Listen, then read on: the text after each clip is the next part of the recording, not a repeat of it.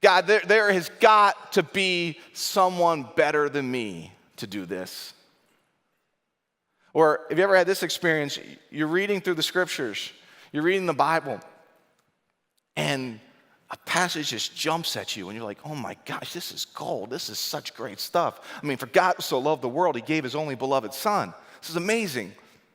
And you go out and try to communicate it, either, again, to children or students, or preach a message, and you're like, it falls flat. And you're like, yeah, I'm not good enough to preach this. Again, I'm not good enough to communicate the gospel.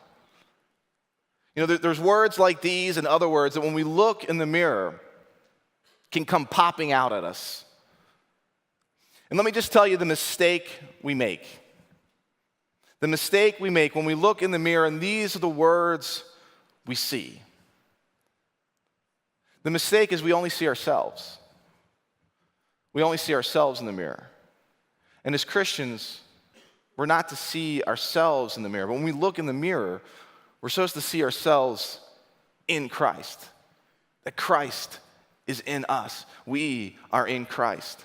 47 times in the New Testament in his writings, Paul writes that phrase, in Christ. 167 times in his letters, he says, in Christ, in the Lord, in him. It's like Paul's trying to get it through our thick skull. When you look in the mirror, when you look there, don't just see yourself.